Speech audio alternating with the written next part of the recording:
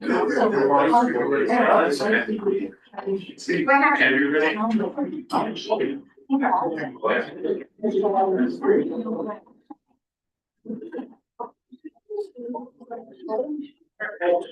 our committee meetings for Monday.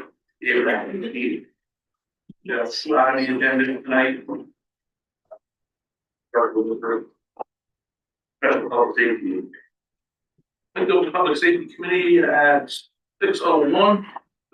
Item on the agenda, authorizing purchase of file line Inc. licensed software. Handle. Hobart. Handle and Hobart, all in favor? Aye. Opposed? And that's carried. Anything else to bring before public safety? Well, you got it. Oh, I'm good. Really? Thank you. Come on, call. Thanks for having me.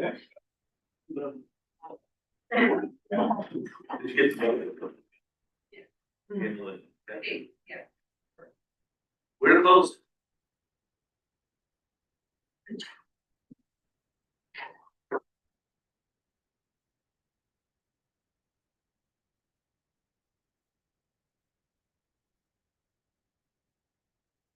I'd like to call to order county services at 6:02.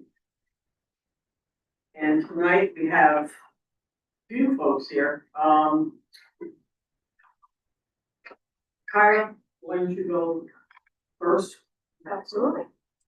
Because you're gonna have a little short there, right? Very short, and only good news. So Aaron, do we have the slide? So when I was here and you folks honored the team and the work participation rates, easy for me to say this evening.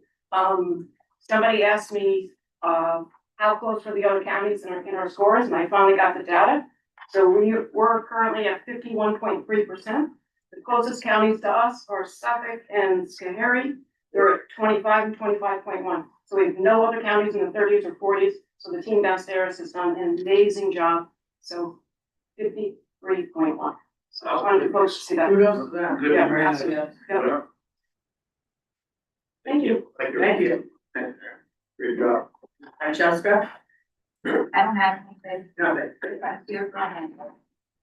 All right, and I do know that Tyler, if there's any questions in regards to, any of the veteran stuff, Tyler did send an email around for upcoming events. But if anybody has any questions for him, you can email him or ask him now.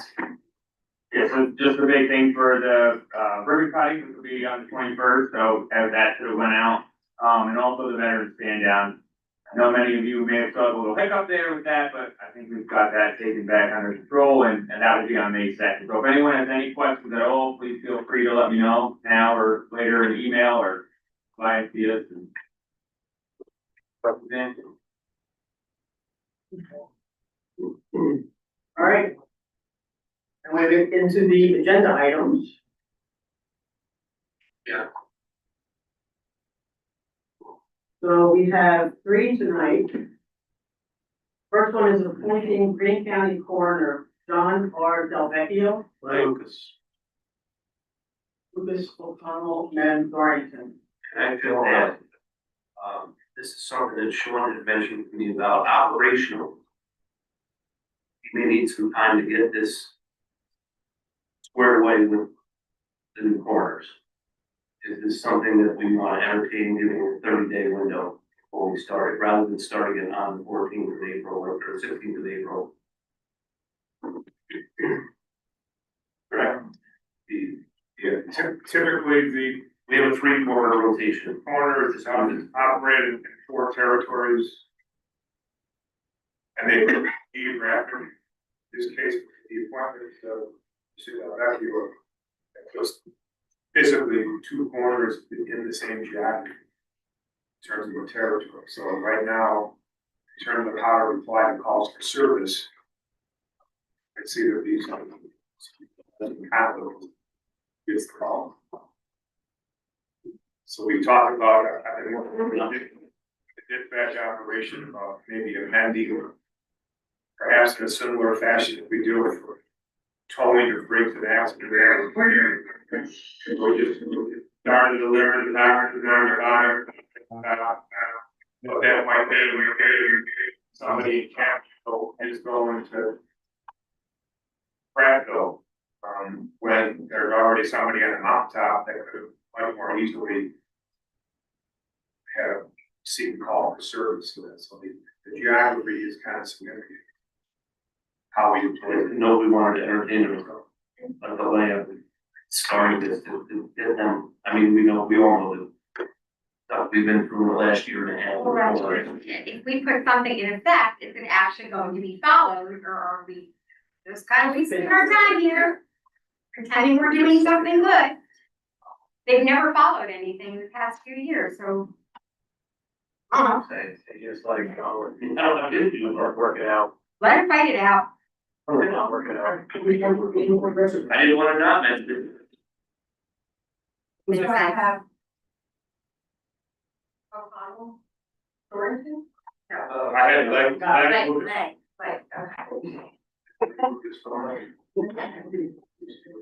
Okay, thank you. All in favor? Aye. Opposed? Number two, authorizing agreement, Greene County Department of Human Services, Aging and Capital District YMCA. Handle. And O'Connell, all in favor? Aye. Opposed? That's carried. Number three, authorizing a lease agreement, Greene County Aging and the Town of Carroll. Like. Lake Lennon, all in favor? Aye. Opposed? That's carried. Anything else come before county services? Motion to close. Motion closed, second on O'Connell. Thank you.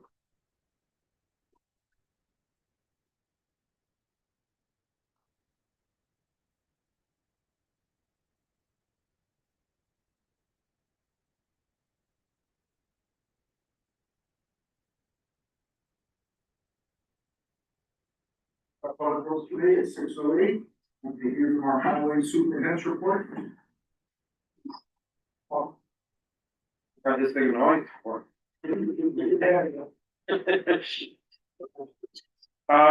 I'll try to go through my agenda as quickly as possible. The County Route 40 Bridge project in the town of Wyndham. We're finalizing the right of way right now. Hopefully we can actually put that out to bid and take that building down this year, and then the bridge work will happen next year. County Route 61, town of New Baltimore.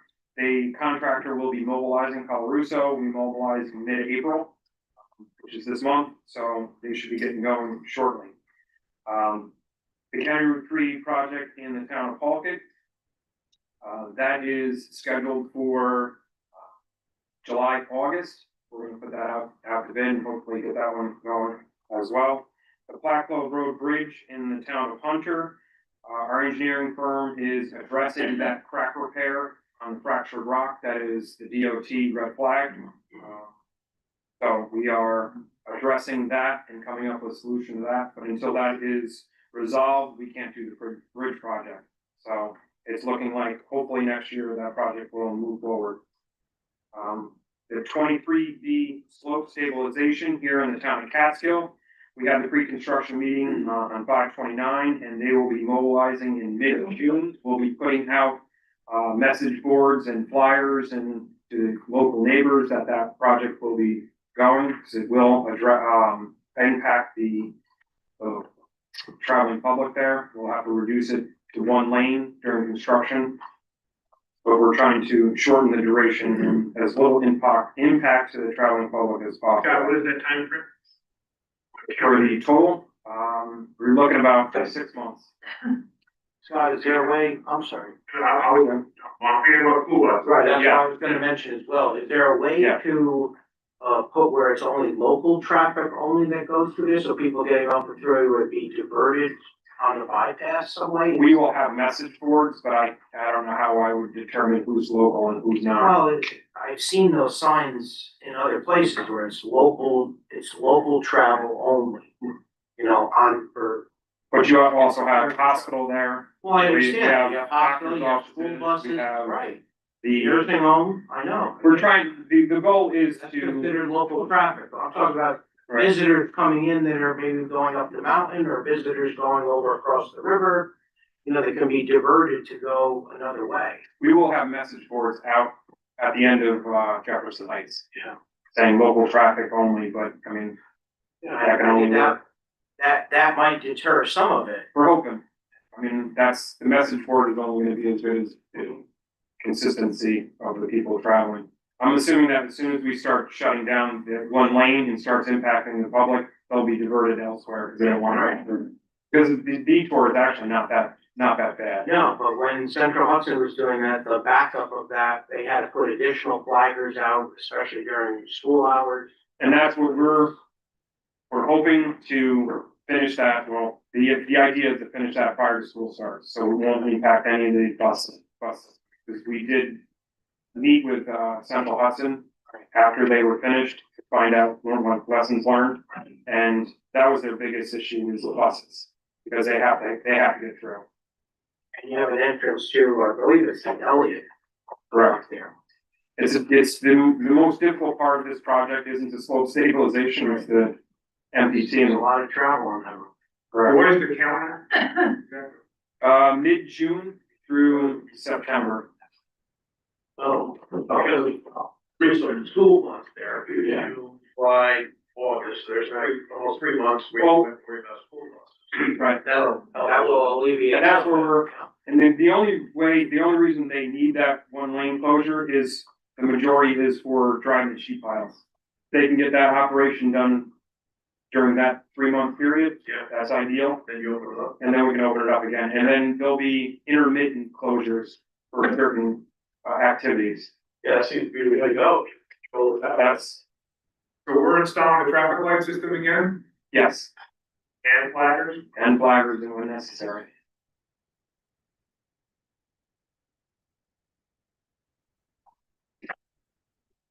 The 23B Leeds Main Street Improvement Project, we met with the village of Catskill, to discuss the water main. Seems to be there's actually not just one water main out there, there's two, and they're on both sides of the roads. So we have a 16-inch on one and a smaller one on the other, so that just adds a little more logistics to that project. When do you think it'll be ready to go again? We're hoping next year. Next year? Wow. If we could put it out at the end of this year and then construction starts. Early next year? Yeah, Early? Yeah, okay. well, as early as we can during the normal construction season. Maybe get as early as possible.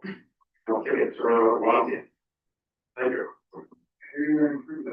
Counter two culvert replacement in the town of Prattsville, the bid opening is actually this Friday.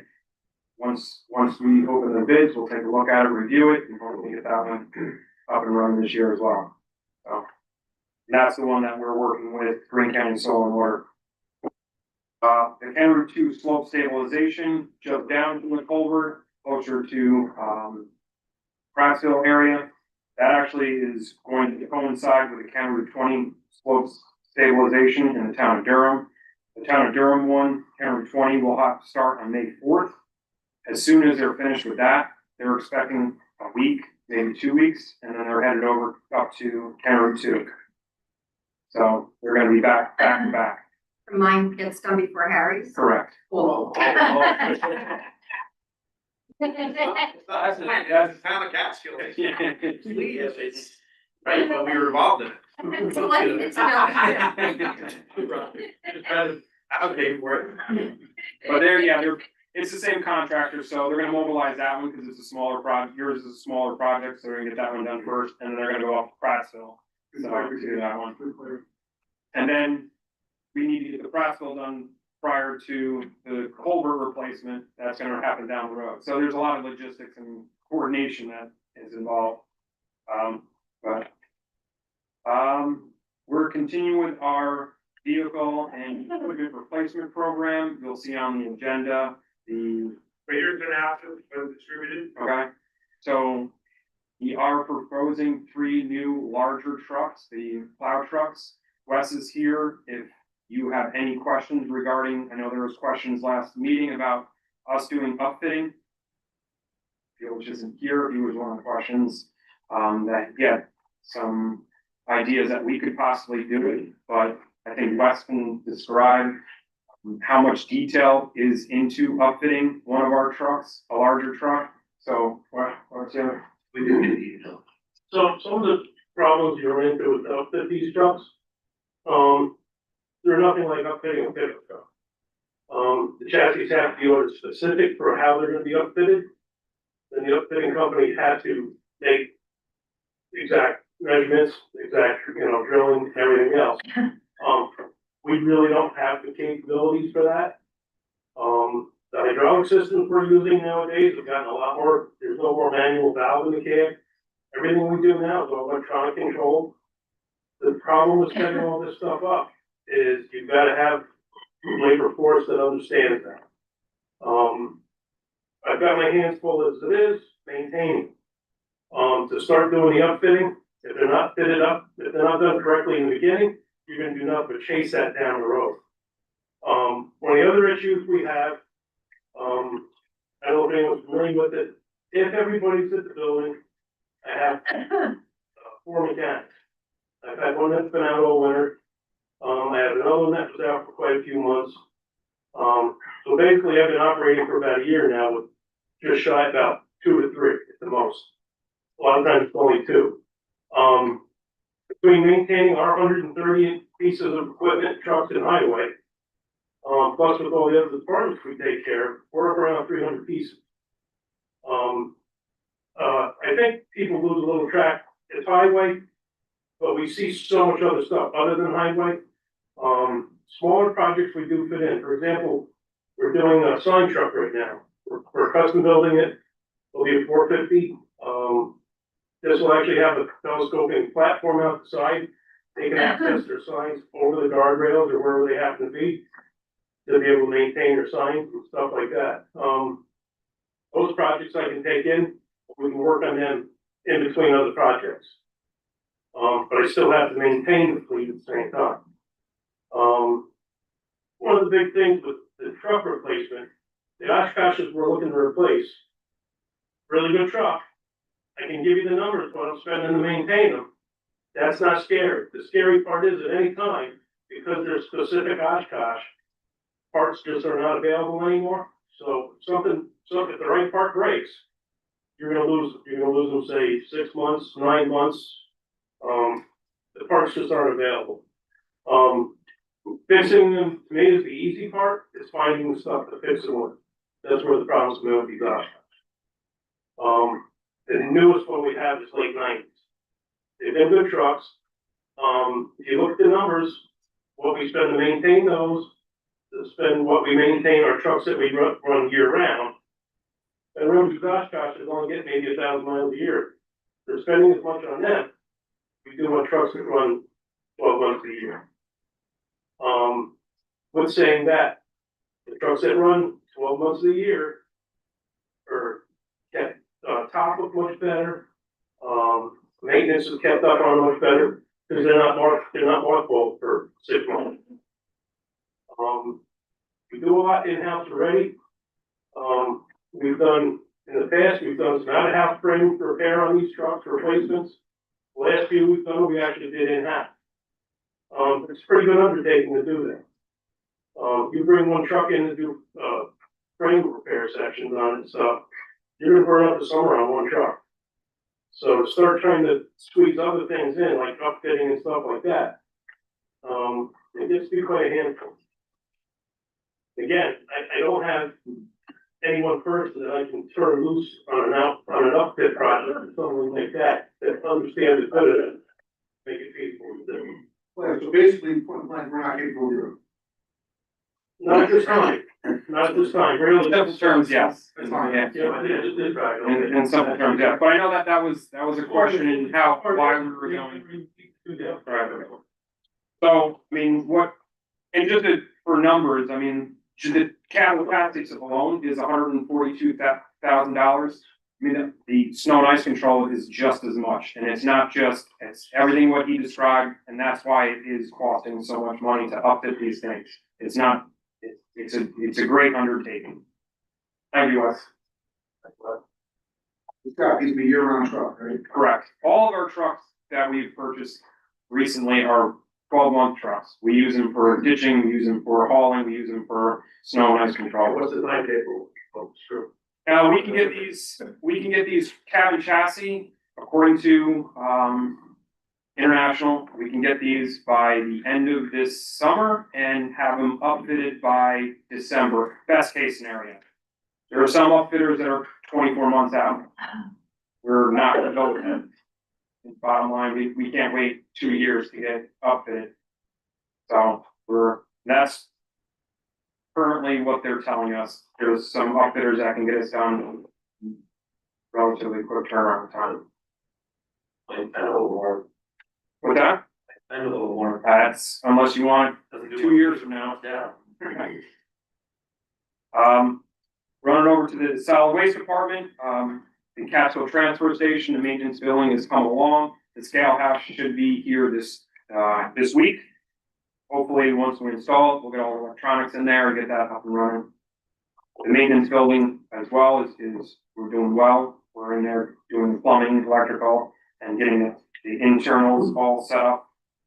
The Wyndham Transfer Station, I met with town supervisor of Wyndham last week and went over kind of the logistics of what we're looking at. He's completely on board with what we are going to be doing up there.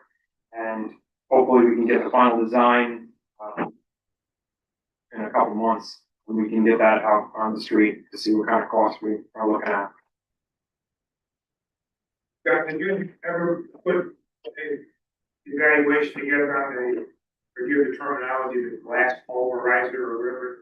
That you was, did we ever take it to the full kind of pencil? Not down to where I can, no, not yet. But I can get that number for you. Yeah, let's talk about it next week. Okay. The more I thought about it, I wondered if that's where we should go to remove ourselves from the recycling issue. It is one of the more difficult items to recycle. It's a market issue. Well, DOT considers it clean fill if it's ground down to a certain portion, I mean, size. Right now, it is actually very difficult to recycle just because of it breaks and they don't particularly care for it up at the single stream facility. It jams everything else. We go back to the trucks for just 1 second. Yes. One of the main things that everybody should realize is warranty. We start installing these, blades and stuff on the trucks ourselves, God forbid, something breaks and at least if you get it all manufactured from somebody, you have some bit of a warranty, where if something goes wrong, we install it, you're on your own. Right. Because we didn't even get into the warranty issues or how to get DOT inspections as far as once it's all upfitted and get it registered. Yeah, one of the things you gotta remember, so when these trucks are purchased, they're purchased as an incomplete cab and chassis. They're then outfitted, the body company then finishes the title of the truck. So if we buy cab and chassis, paperwork that we would have to go through to make sure these are outfitted, certified, and then finished is all in our cost. I don't have to say a whole lot, Jim, you know what motor vehicles like to deal with. It's a mess. Got that shredder coming to May 9th. Yes, the shredding event is gonna happen May 9th. Yeah. At the Castle Transfer Station. So, Is there a limit, carload limit, or, Four boxes. 4 legal size boxes, 4 box? Yeah. we're at, We've done it before, so we're not quite sure what. is you four come back? I know it's be coming in with a trunk load. Right, So, you know, so That's what we advertised it. Okay. I haven't seen it yet, but how about clips and rubber bands? They can say on it. Anything but binders. and legal offices. Residential. Thank you. What was the date on that again, Scott? I'm sorry. May 9th. May 9th. Time frame? 9 to Going on. 2. Right. Yeah. I will start, I'll be here to start in the project next one. Back. We'll start with the Justice Center. We were able to accelerate a few things. Our Central Hudson gas went better than we thought, except for the leapfrog over. We've done everything down to bridge, and we had to jump over bridge and then finish around the corner because we're still waiting on DOT's permission to work at night, because they want to do that day and night, which makes sense to everybody in the world, except for DOT, does not want to let us do that. We had asked for permission to do Main Street at night, and they said no. Why? Aren't costing the state anything, they said no. So anyway, there we are. So the gas piping is down to bridge, and leapfrog's over, goes down from the courthouse, and that's done, so we just need that, and gas will be on. The electric that we've been waiting on is actually gonna be delivered tomorrow, and hopefully by the end of the week, so we have permanent power. So we can start checking out some of the air conditioning, ventilation equipment, get it commissioned sooner than we thought. Elevator, we can actually try when we have real power, we don't wanna run it off temporary. We start moving furniture in the third floor, we go to the second floor next, and they have painting and trim, a few things on the first floor. They were putting up the beautiful glass, railings, but I feel bad for whoever has to wash the little kid fingerprints off of it every day, because it's a lot of glass. It looks really sharp, they do this, 5-year-olds love that stuff. So it's going well, the only thing we don't have real final dates on is the paving and sidewalk work. You know, blackout lines are just opening up now, so we're gonna get going on that, digging that power line across by the church underground, that stuff, so. That part is going a little better than we expected. All the pieces and parts we need to finish the stairwell inside the old courthouse are in place. That should be finished up this week, so we can start putting that all back together and I can have it. As far as the Justice Center, we're doing a little better than the last time I was here. That's a good thing. The other is the projected? We're expecting you're gonna move in probably early May. So we're talking about furniture, things like that is coming, so we'll be ready for that. It looks good. I mean, you know, everything looks good, but colors are subjective. Some people love them, some don't. But you'll have to take a walk around yourselves. One night we'll have to organize a tour of everybody to see it before it's fully occupied. Can I ask that, and also, is there a time where members of the general public would be able to go and see the building if they wanted? Well, We've done that with. the difficulty with that is the main entrance to the Justice Center is still gonna be in front of the courthouse. So you're still gonna have to come through security, and that's controlled by the state. So I had a request in to ask that question about some kind of a walkthrough. We did it with the jail, right? And so it's one of the little different because security is controlled by the court administration. More of a logistical thing, is it possible? Sure, logistically. You know, good. This is Way to see the state cares about the taxpayers. What is it, COT? If you did the work at night, how much can DOT fine you? Central Hudson. well, What's that? unfortunately, on our way walking down the hill, some folks who are in this room right now said, wonder how much it would be to get forgiveness instead of permission. But you're not gonna convince Central Hudson to do that. If it was a private contractor, you know, if it was just one of our local fellows and say, get down here, we'll run interference, DOT's not gonna be looking at 10 o'clock at night.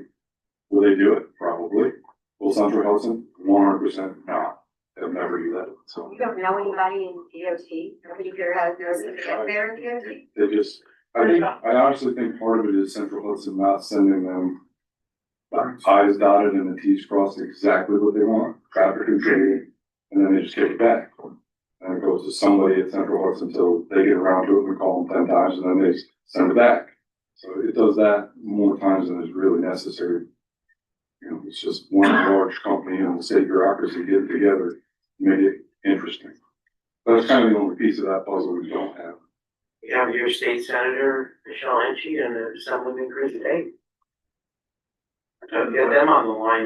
Like I said, Have just them just say, yes, you can do it at night, give it a blessing, then they'll be all over it. They wanted to do it at night the whole time. Right. I mean, anybody in this room who said, when's the best time to dig up Main Street? During the day? No. I don't think anybody's gonna say during the day. Yeah. Here we are having that conversation, like it actually was a bad choice. Right. but that's it. I forgot to mention, we're missing a couple things that came in broken. The bulletproof doors that go into these boardrooms came in with the edges broken, so they hang like this in the openings. So they have to go back and be replaced. Worst case scenario, if we're getting ready to move in, we'll have the contractors hang wood doors until they get here. So I think we'll probably be safe without bulletproof the first minute. We'll go, and that's a choice you guys can make at that point. That's going on fairly well. We're confident in where we are. The other project is the Carroll project, the new community services building. Anybody driven by, it's cleared, it's flat, it's ready for the next phase. We had a bid opening last Thursday. Bids came in, we had estimated from the get-go that would be just around 13 million. The total was 12.4, so we're comfortably where we want to be.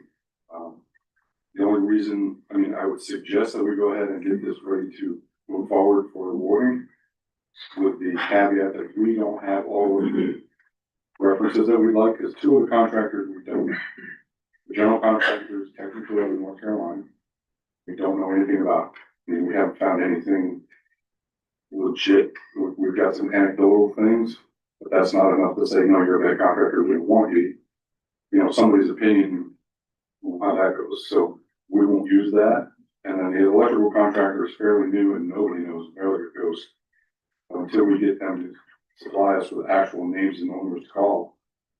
I usually call like union PAs and stuff like that, because they know everything. And they've never heard of it. So like, how is that? They're from the hands. All the guys know that. They may be fine, but I can't tell you today, let's award this and we'll be finished, that we have that in our hands. But I don't believe we're gonna find anything that will stop us from awarding it. That will tell you, to have somebody declared unfit as a bidder is an act of Congress. It is not easy to do. And we will probably 99% sure not find something to get these guys out, no matter what we do. So that will come your way for an award too, so we can move forward. Like I said, the general contractors, O'Connor Construction out of North Carolina, electrical at Burke out of Manans. The plumbing contractors, Tri-Valley, that's actually working across the street, and we have them on 5 other jobs, so their references, their first two references were Sean and myself. So, and the S&O Construction Services is out of Newburgh, and the architects that we're working with is working with in multiple locations today, and their site supervisor is actually from Carroll, so it'll be somebody working. What's the company out of North Carolina? O'Connor Construction Services. I said they've done work in the north, they've done work in New York State. I was able to track down a handful of projects, but nothing, we haven't gotten their formal resume. They're supposed to, in 72 hours after the bid, they're supposed to give us their list of references. It was only Thursday afternoon, so the weekends kind of don't count, so we're at 48 now. So by the end of tomorrow, we should have phone numbers and contact for their actual list. So the architects and myself will go through the list and we'll get it all figured out. And we'll be ready to go. Any questions on any of the other parts? Yeah. All right. Jim, just one thing, the second bid was $1,000 higher, $1,000 and they're a New York company. $8 million project, and it was $1,000 difference between first and second. Who's second again? Best half. Yeah. Best Yeah. half, when you see their sign. They do it. North Carolina. Well, they're a New York company. They are a New York company. Yeah. According to their paperwork, they are registered, certified in New York State. The owner was And the owner is from Newburgh. It's just not one of our usual, people that we see on bids at all. And the architect didn't know them either, so we'll dig deep, make sure that we're okay. We'll run it by legal, make sure we're really okay, and then move forward. Anything else? And for my. Thank you.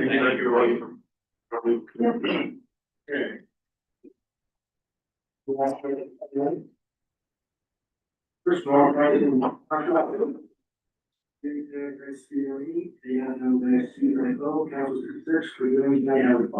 Handle. Leg, all in favor? Aye. We're opposed? Both. One opposed? Motion carried. Warren fuel oil bid. Campbell. Torrington. Warrington, all those in favor? Aye. Opposed? Motion carries. Order the contract with no contract with Winter Transfer Station Reconstruction Project. Torrington. Yes.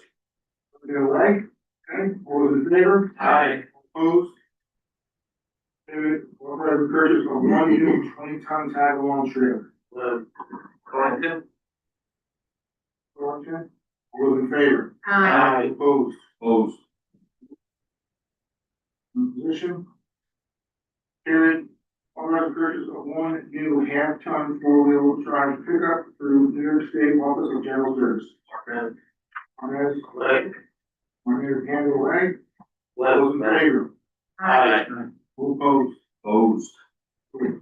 Position. And carried. Establishing capital project for 180 highway department vehicle replacement program. Torrington. We'll second that. Martin. All those in favor? Aye. All opposed? Opposed. One abstention. That is carried as well. Anything else to come before Public Works Committee? Motion to close. Second.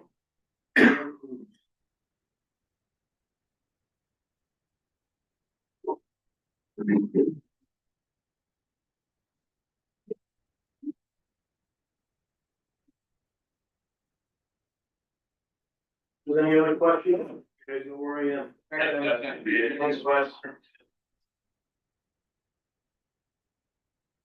Next one, I'd like to open up Economic Development and Tourism Committee at 6:37. We have a few people to speak tonight. I'm sure we'll go very quickly, but I'd like to start with James, please. Good evening, everyone. I'll keep this brief. I know we're just a few things to talk about tonight. One of the resolutions is for Cementon. It's capital project 163 for the seeker notice, the approval of positive declaration, as well as the acceptance of the draft scoping document. The positive declaration requires the formation of an environmental impact statement. It's the whole project anyway. That's the reason why we're conducting the general environmental impact statement. We're accepting public comments. We will have an informational open house on May 4th at the Catskill Community Center, Catskill Senior Center, excuse me, from 5:30 to 7. We'll have sort of an open house to talk about, have like an open discussion in the beginning, and then we'll have a presentation of the scoping document, and we'll have time for comments afterwards as well. So if any of your constituents have any desire to go to those meetings, we welcome it. We're trying to keep this transparent and collaborative project. 5:30 to 7. James, can you post that on social media? Yeah, we're doing a press release on Thursday. Once the resolution carries through the legislature, then we're going to do a press release on Thursday. But we'll also have that. So, any questions? And where are the interested agencies listed? The interested agencies list, my department came up with those. Any perceived stakeholders, not always perfect. We don't always. I have to figure out why student customized. So when we're looking at seeker, we're looking at two different agencies. There's involved agencies that have regulatory authority over the decision they're making, and there's interested, which is essentially trying to keep relevant organizations in the loop and informed. Scenic Hudson, from the get-go with this project, Scenic Hudson is one of the environmental agencies that we knew we wanted to talk about this project openly. In the beginning, we felt that it was important to have them at the table early on and informed, rather than them feeling like they were playing catch up. So we included them from an informational perspective. They don't have any regulatory authority over this, but it's one of the catch more bees with honey than vinegar approaches that we're taking. I just wasn't sure how that list got developed. Yeah, between the consultants and our internal team, we developed the list. Anybody else? Does, the castle over here across the street, Olana. Olana, Mhm. they have a say in that, They right? sure Because do. it's in their view shed. They don't per se have regulatory authority, but in the sort of wave of stakeholder engagement sessions that we had a really great informational meeting with Alana as well. They're one of the players like Scenic Hudson from an environmental perspective, of course, Viewshed. They are kind of at our hip with that decision making as well. The good part is that everybody that has showed up for these meetings has agreed that responsible, mindful redevelopment is on everybody's agenda. And it's previously disturbed land, so it's not like we're taking Greenfield off the market. But it is direct 12 o'clock at their viewshed. It's very much impactful on them. So they're engaged. Okay. Thank you. Thank you. Next, I'd like to ask April from IDA to give us an update on wonderful things that are going on. Okay, so I do have a bunch of updates for the IDA, but I'd like to start with the hotel, and I got on team, you know, John Joseph, so he's gonna, present for the hotel.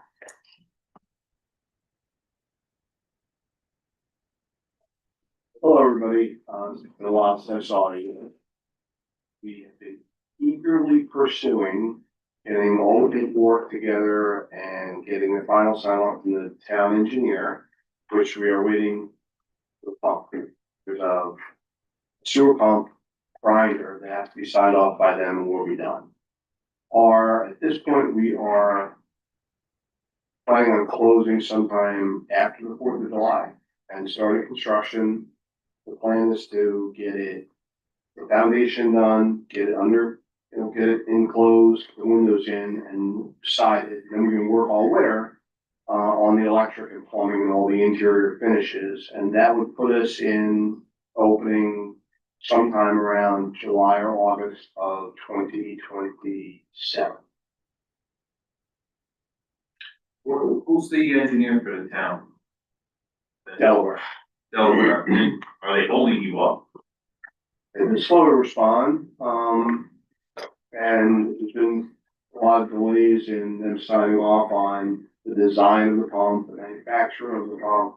But I anticipate that all being through that very soon. In addition, we need the building department to sign off on our stormwater plan. So that just came over on Friday afternoon, but I anticipate that happening relatively soon. Those are the two little loose ends.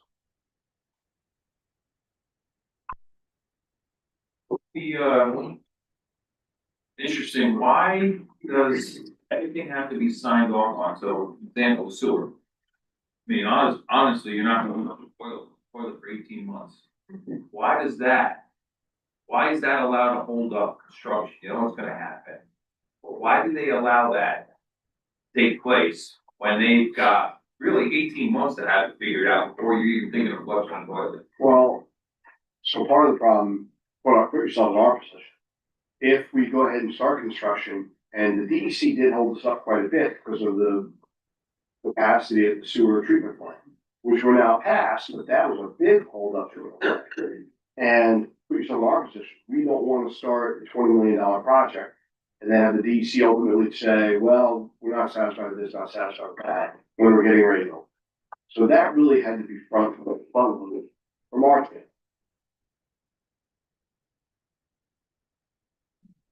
It seems pretty frustrating to me. It dragged on. Rather being in your shoes. Yeah. Welcome to my old world. Everything's a big hurry up.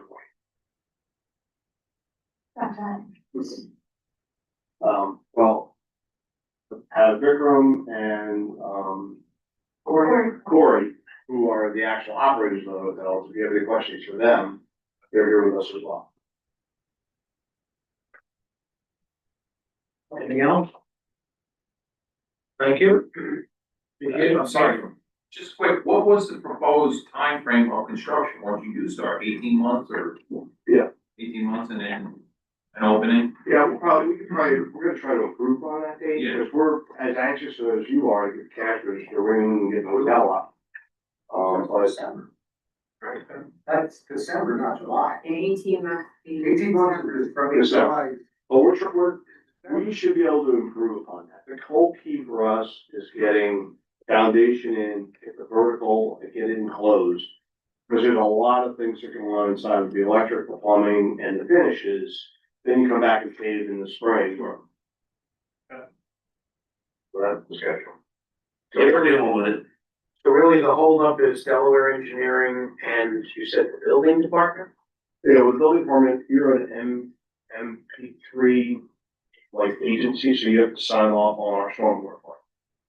Who does? I'll follow, it's the town, that's the The side town. of the stormwater. And that only came across Friday afternoon. So, that was finally signed off on and sent for signature. So it should be just a signature, it shouldn't be a problem.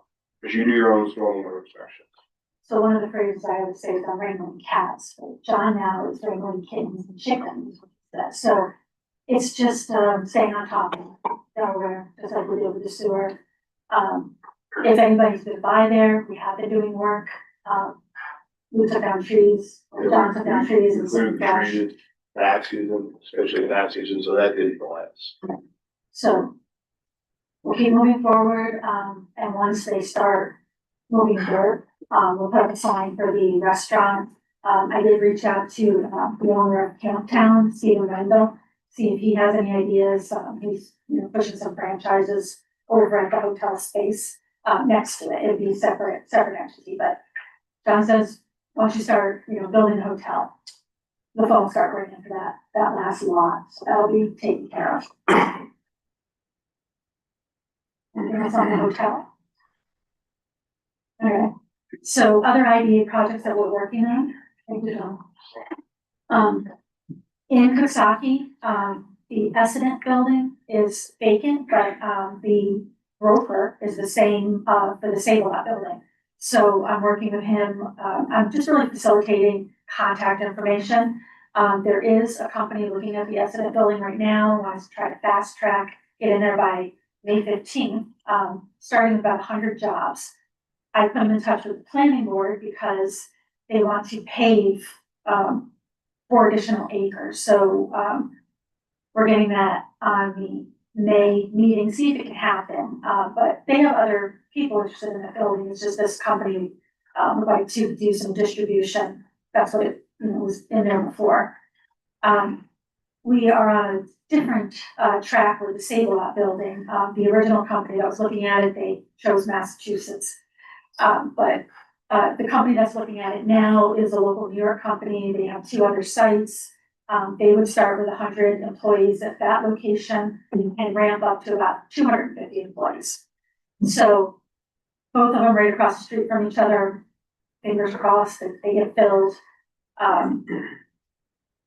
That jumps me into workforce housing. So James have done studies on housing for seniors and workforce.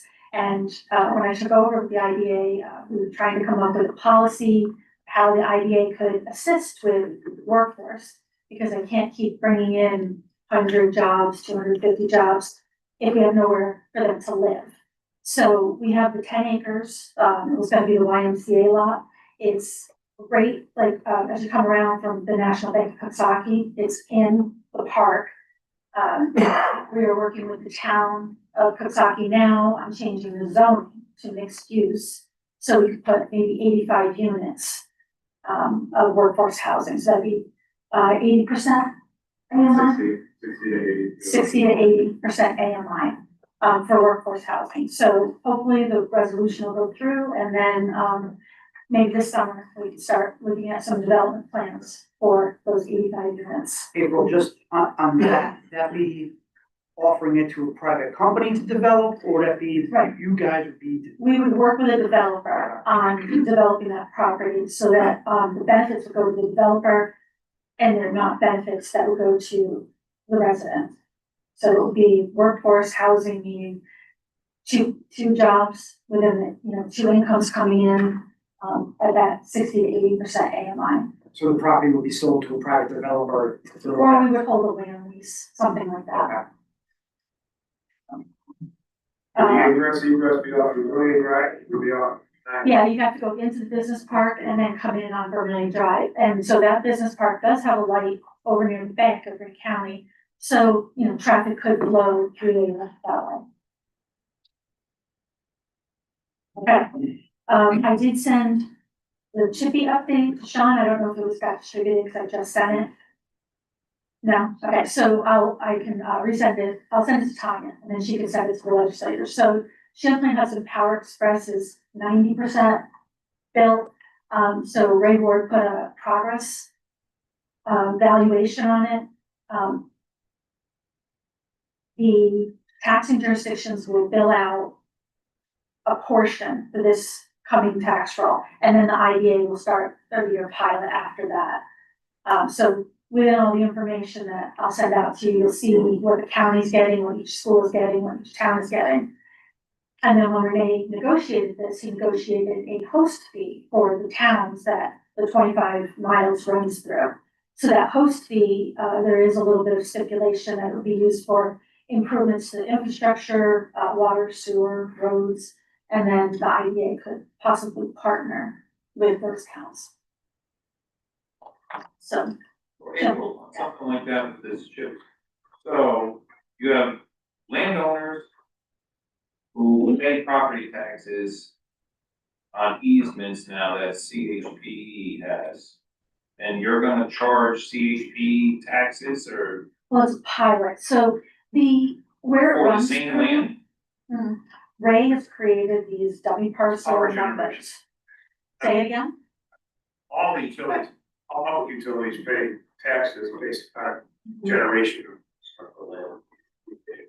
Yeah, so it's not, I don't think the homeowner themselves is gonna experience any increase of that. If anything, with an easement going through property, you could. Most of the easements were created for the construction of it, but I'm not exactly sure if the line runs But through there's no- anybody's. if my point is, if it was put in place for construction and the construction is finished and the easement ends, then what business does any municipality have charging No, on the land that's, it's not charging the homeowners or anything like that. We are billing Champlain Hudson Power Express a pilot. well, for what though? For, The value of the line going through those parcels. So the parcels are actually, it runs mostly along the CSX railroad line. sure, but there's. So CXS pays taxes. So if I could just jump in on quick, so the way I'm understanding this is you're saying that the homeowners aren't gonna see anything, everything's gonna get transferred to Champlain. However, we all know what the power companies do, they're just gonna trickle that back down to the electricity user, the end user, so the homeowners are gonna end up paying for it anyways on their electric bill. No, so Champlain Hudson Power Express runs from Niagara to the city. Those are the end users. So we can't even tap into this one. Power is completely for New York. Right. New York City, electricity users are going to be paid. Here. Right, so Champlain Hudson would have had to pay taxes regardless. And negotiate pilots with every IDA from Plattsburgh down.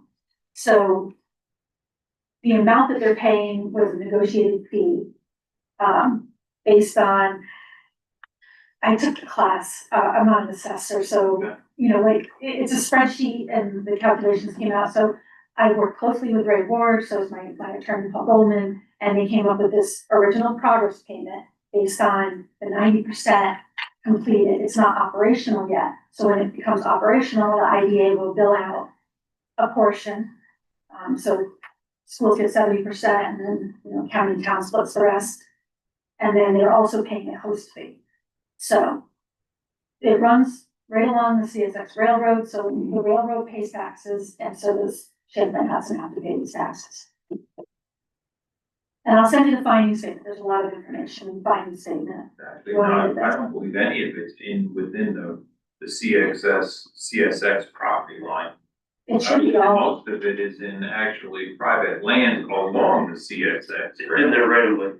yeah, it's in the right way, but I will, I can get you the map. Well, I know the map, I have it running right through our property, I'm just saying that it's not on CSS property going to where my property is, it's an easement to a place with me for that. Right, but, so when they put the line in underground through your property and they got the easement, they paid you for the easement, right? But my point is when the construction easement is done and that's all said and done, it's returned, whatever, you call them boy, we have, here, how that, ever that worked. But then municipalities get to charge on what? I mean, On the value of the line. Even if it's underground or under, there's 1 mile that runs underwater in Hudson. It's still, it's a commodity. So they're being billed for that, being a commodity that runs 25 miles through Brick County. But, like I said, Ray created parcels that maybe overlap, maybe part of your easement, part of the railroad right away. So I can get those parcel maps, not just the line itself, if you want to look at that. just was curious about that. Well, it's the same pilot as a solar deal. You're not charging the landowner, they're paying a pilot on the value of the solar.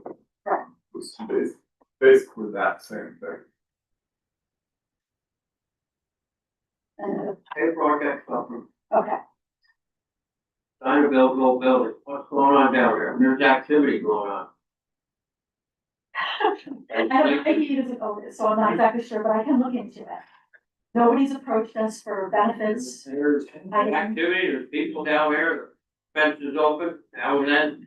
I will, Charlie, I just heard something about that, Pardon me? I just heard something about that, Well, you know, something's going on down there.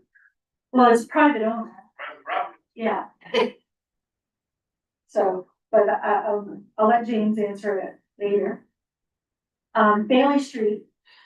So I've been working with Ed Ross. The land behind the town hall is going to be sold to Ed Ross. He's expanding his business, and I call it like the Bailey Street Business Park. There's several landowners, so if you've been over to the town hall, you see the work going on in the building across the street. He's cleaning up the U-Haul place, and things are progressing there nicely. And then I guess my final update is, this year you might see some activity on the IDA's parcels. I have 14 acres in Culford, 26 in Green Business, and then the 10 acres, I'm working with a farmer to grow grain instead of just straight up brush hogging it. So, it's a win-win. I don't have to pay for brush hogging, and he's growing grain, so. Question And for it's- you. yes. On Bailey Street, nothing against like Ross, I know those guys are doing, how did he end up being the guy who's gonna get it? He's contiguous with it? Yes. It's not open to the general public to bid on? Well, there's no, he owns the entryway in, we were gonna negotiate with him, for the driveway in. It's right next to the town parking lot, so it was part of a economic development decision. I can look at the 90 days, I have to let the state know. Because I know there's an old siding that comes in when they used to make artificial Christmas trees there. On the other side of the town, No, the big building, where he is. right, so Moving out of here, isn't he? he's expanding it and he is working with Brian Eck from across the street. So all three of these owners, the one who bought GNH, also Ted Kennedy, like I said, it's like, I'm calling it the Bailey Street Business Park because they're doing, they're investing a lot of money into these. No, they are, they're doing a great job there. Yeah, so no, we did it, as a, I'm not gonna know the word, negotiated sale. So we did a negotiated sale directly with the adjacent landowner. It was gonna be the, we were gonna try to put battery storage in there. Terrible idea. Over from Renee, he had grand plans, that would have been the highest and best use he felt. We would have, had a long-term lease on that land. But as I read a lot of articles on battery storage and where they're welcome and not welcome, I don't think we right can behind let the that town hall, I think this is much better fit for the with community. the town hall, but the prevailing wind's out of the north and you have a school right across the railroad tracks. It would have been a very small parcel too, within like 8 acres instead of what you're reading about the 100 acres stuff. This is a better use for it. He's also gonna be putting in a road across the street and I don't know, my south. And, they're looking at also doing some housing back there too, workforce housing or market rate. So across from there. So you go to Brian X building across the street where Serta was temporarily and Brian has his, behind that, Ted Kennedy bought some of the parcels off to the south. Towards the prison. Yeah, so they're looking at putting Compactor. stuff back there. Yeah, across, what is it? Yeah, you got Rosebud Lane where goes in the backside there, we're hearing, but. Then in the back. I don't know, So- glad to see somebody. Yeah, I will be putting out a release or a business review, wanted to do an article already, but I'm waiting for, Ed to finish a deal. He's working on 3 different deals right now. So always busy. Any interest in the property, the 100 acres of Carroll, 23 and 32? So, I actually was talking to a different gentleman who is working with Delaware Engineering too. It's a water, there's like a little bit of a water issue. We did the 1.2 million water line to his property. But still they can't be like a high user, so what, what we put in there, but, I was told that there is water on a certain person's property, but it's $75,000 to do a test well. So it could be possible that I have, the IDA has money earmarked for infrastructure improvement, so we can partner with the town again and see if we can get additional water to the town. But, Denise and I talked about Schneider property numerous I times, mean, so. it's a perfect location, 23 and 32, 100 acres right there. You just need, they need a little more diligence on it and get it ready to market. The wetland study on it is very old. The cultural analysis on it will hold, but there needs to be more work done. So between what I need to do the water access, we can also file for a fast grant. Let's do it. I mean, we got the money to do a test well. It's a legislatively active for up there. I know, That's what you're talking about. yeah. Any word on 21 West? Same thing, I talked to, Camp Town owner about what we'd like to see across the street from him. So, the lower part, 13 acres, is relatively flat and then it goes uphill. So the IDA has invested, I want to say about 3.5 million in that to do the GEIS. So it is the next focus, now that we're ahead of the hotel, but we could do like housing up in the back and then retail in the front. I just need to find the right developer to work with. I mean, wasn't that the old plan that you were gonna do? We have 4 different plans, yeah, within the GEIS. Comes up the back. So there's 4 plans within the GIS, so, the last one would be like a big box, distribution center set back, but we would really like to see tourism destination, something, that would draw people off the exit. We have the hotel, and then they could go, Camp Town or the hotel and something there. So I was working with, we were working with a couple of people to look at like a water outdoor kind of lazy river with hotels, and they disappeared, so we do a lot of due diligence. I keep saying we, because James's office is, on top of these people too, and they call me, I give them all the specs, and we'll see. Maybe the new owners of the hotel, like, know other people. Have across the street property now. Well, that could be another thing, after this hotel is built, we could build another type of hotel across the street, so. Yeah. Right. Something to bring the people, like you said. Right. And then, I would like to see some kind of art venue or community space, people come in front and then they have other options of eating. Not a casino. Casino, right? I talked I to think 40 that's- years ago, and yeah. the casino never happened. Bring it in. I don't think I'm allowed to do this.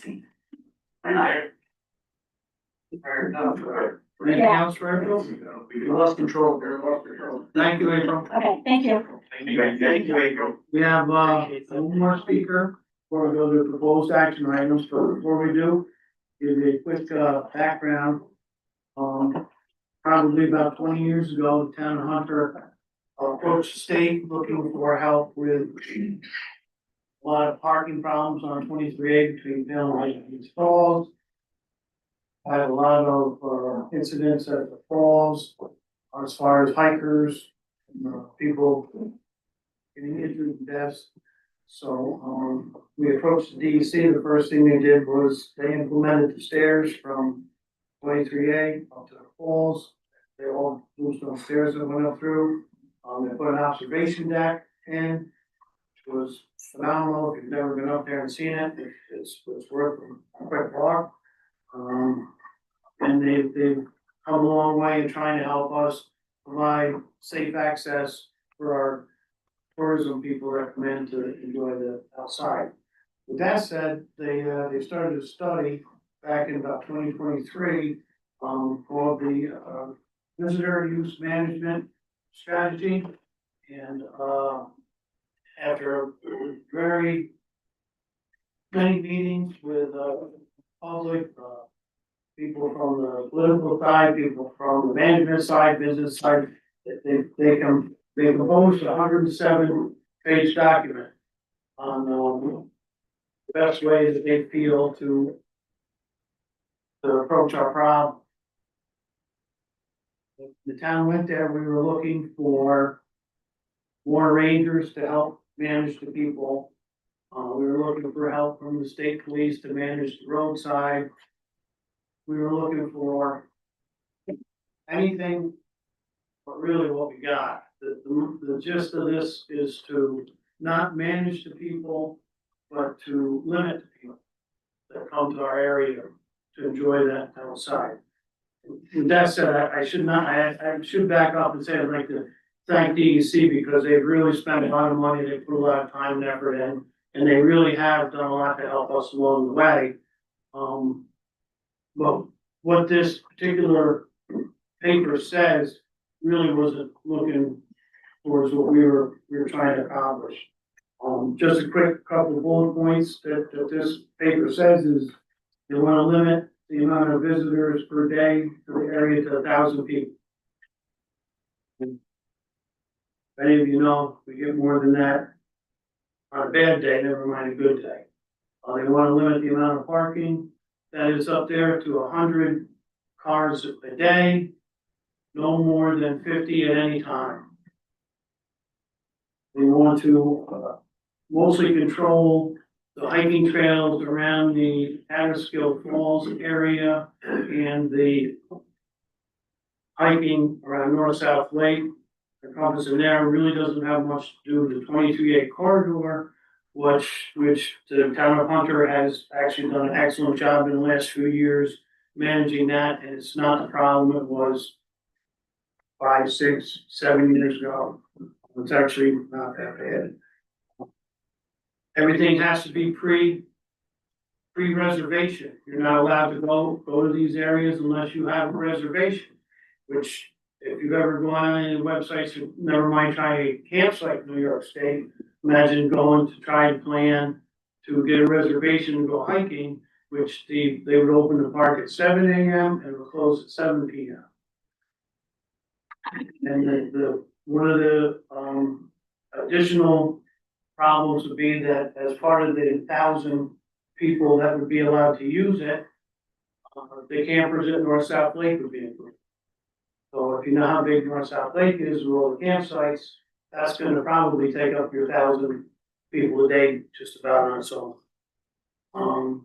And it's not that I'm trying to naysay it, but really what we were asking for was management, not limiting. And with that said, I'd like to thank some people that are in the audience tonight. From the Mountain Clove Scenic Byway, I have Dave Kugley. From the Mountaintop Historical Society, I have George Van Dyke and Reed Ruby. From Camp Catskill, I have Ryan Penny. And from the town of Hunter, I have Sean Mahoney, which I asked him to come this evening and please give us his take on the BUM, and he will take it away. Thank you, Derek. Thank you, Sean. Appreciate everyone's time. So Darrell laid it out pretty well. We went through an 18-month study, due to, the issues and challenges that we have with dealing with the amount of people, that come to our town and come to those natural amenities. We went into it with the DEC, eyes wide open. Let's look at all the solutions, all the challenges. Let's figure out what we want to do as a community. I want to preface everything with saying that 170-page document is not an approved plan by the DEC. It is a set of recommendations that was made by a third-party consultant who was hired by the DEC. And they were paid money, and it took a really long time, and they're saying, hey, DEC, this is what we think you should do. So to me, though, and I'm gonna give it to you straight, I think it's a really lazy approach that does not deal with any of the issues at all with the Catskill Clove or Catskill Falls. So essentially what we have been asking for is more manpower, more infrastructure, more resources. This consultant chose to discount that and essentially say, you know what the easiest thing to do is, let's just restrict everything, right? That is an easy way out. With no sort of,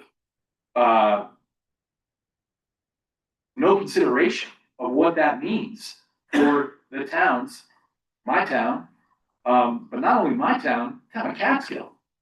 I mean, all of the people that are coming, all of them come through the town of Catskill and the hamlet of Palinville. I get a percentage of those people that come into the town of Hunter. It's a lot of people. What Daryl alluded to as far as some of the changes that we have made since I've been there is we prohibited parking in the Catskill completely. It's a towaway zone, start to finish. That handled a lot of the trash and the amount of overuse that was going on in the Clove. You still have your sort of incidents, where people are getting dropped off with their barbecue grills, et cetera, but the rangers handle that. The issues perceived by this consultant, which I just gotta tell you, because it's kind of funny.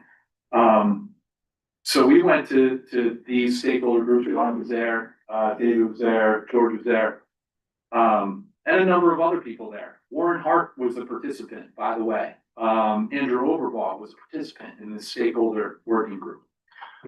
So here we are, we're talking about the issues that we see, and they say, well, we want you to take a look at this picture of the middle pool of the falls, right? Look, now there's a picture of one person on there. Do you feel crowded? No, I don't feel crowded, right? Okay, we're gonna add 5 more people. Do you feel crowded?